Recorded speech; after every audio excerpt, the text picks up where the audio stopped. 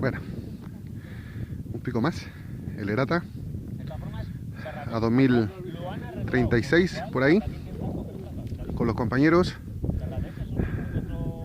Es el pico Herata.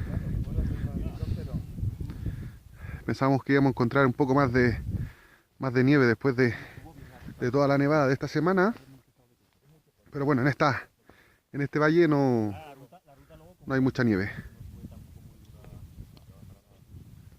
Ese otro pico es el Pelopín, que lo hicimos durante el año pasado. Todo lo que está allí atrás es el valle de Ordesa.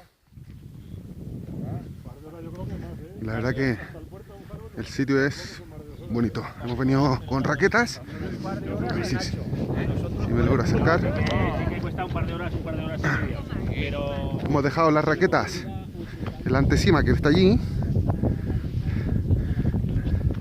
Y ya luego nos hemos venido andando. Hemos venido desde allá. Por allí. Hasta allí. Y luego ya hacia atrás. Hacia abajo.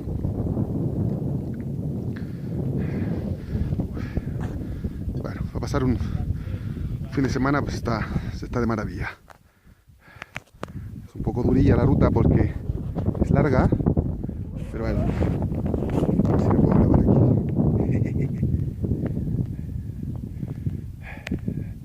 Hace frío, sí. Mucho frío. Pero el compañero ahí, Pedro, ha traído un caldo muy bueno que te deja el cuerpo calentito.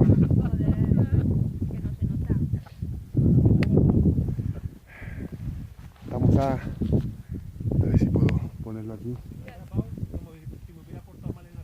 Estamos aquí. Aquí está. Ahí está el altímetro. Ahí el altímetro que marca 2034. Bueno, me voy a echar mi bocadillo, un poquito de agua y luego bajaremos. Aquí están los compis. Corto.